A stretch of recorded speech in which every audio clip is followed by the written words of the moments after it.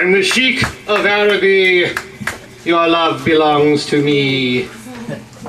At night, when you are asleep, into your tent I'll creep. Good evening. How are you? We are going to lapse from the, in my estimation, the somewhat blunt nature of erotica into a more sensuous realm. We're not going to do it in a big hurry, but we're going to do it. We're going to start with a little history, not mine. A guy by the name of Ovid, or Ovid. Is it Ovid or Ovid? Ovid, yes. Who died about 17 years before Christ was born. Had a few words to say about love in the afternoon. It was very hot. The day had gone long past noon. I'd stretched out on the couch to take a nap.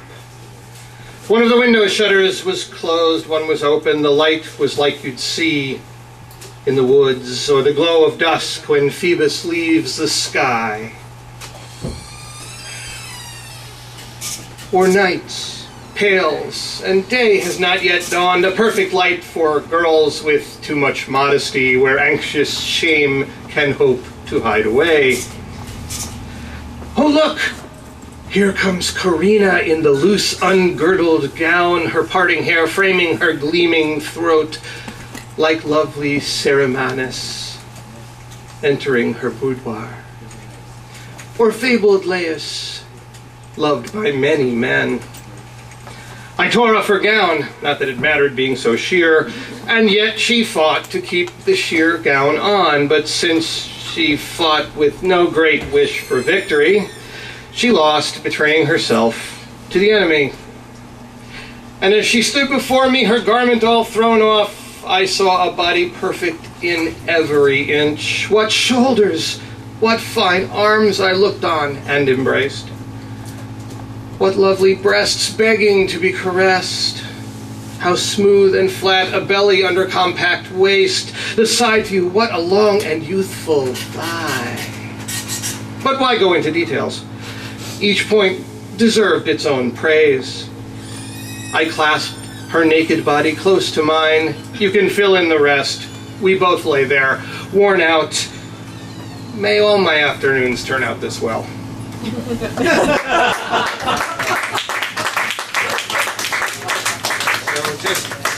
So just so you know that, like, sensuous and erotic poetry was not invented last Thursday. Okay?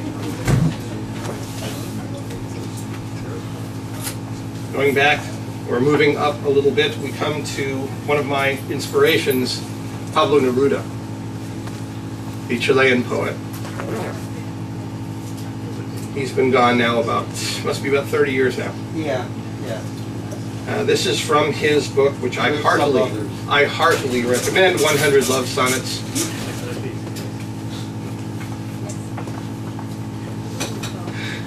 You must know that I do not love you and that I love you, because everything alive has two sides. A word is one wing of silence. Fire has its cold half. I love you in order to begin to love you, to start infinity again and never stop loving you. That's why I do not love you yet.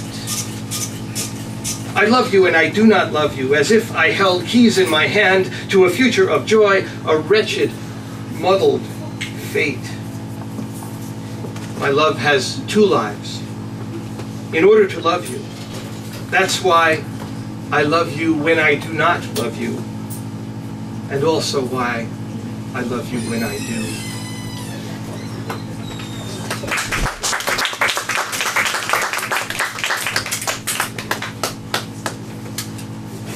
From here on out, this is my work.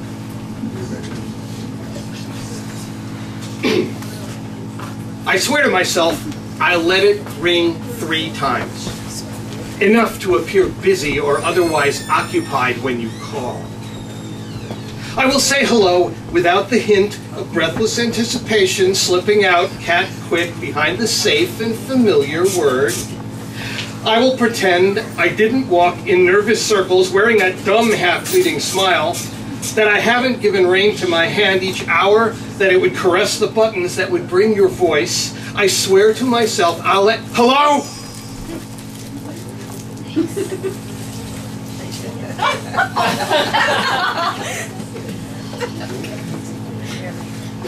I'm gonna have to hit you people.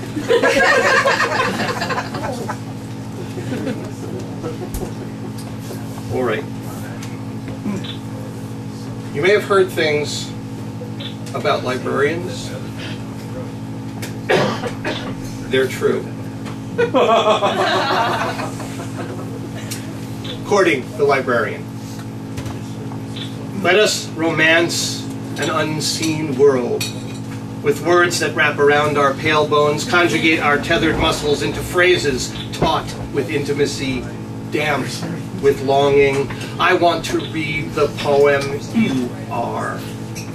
Stroke your soft, hard paragraphs. Leave pundits' kisses sharp on your subject beneath your predicate. Split your infinitive. Draw panting breath inspired by your dangling participles. Creep softly around your adjectival phrase and be consumed by your free verse.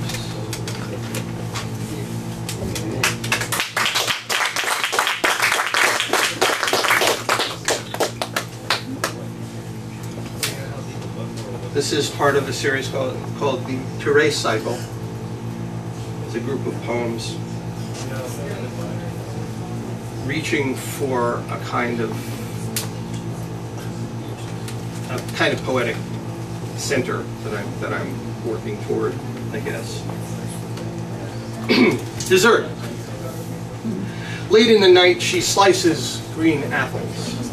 Cranberries dance in the scalding pot, preparing an exotic dessert. Turmeric, cinnamon, curry. I read poems of longing aloud into the cauldron, mixing an incantation of yearning and spice. Flavor curls through the room, temptation for the palate, for the flesh. But more than the body must always be fed. She lays on the bed, leans on her elbows, trying to find some words in a journal. Blouse slips, revealing the tattooed phases of Mother Moon across her shoulders. Electricity rides the thread between us. Subtle urges beg for touch, the way magnets desire north and south, the way canvas longs for inspiration and oil. I would kiss the moon from your back into the sky, release the stars from your eyes into the night, brush the fall wind hair across your cheek, revel in the healing goddess reaching out to me. You warm your feet against my leg. Our fingers curl together softly.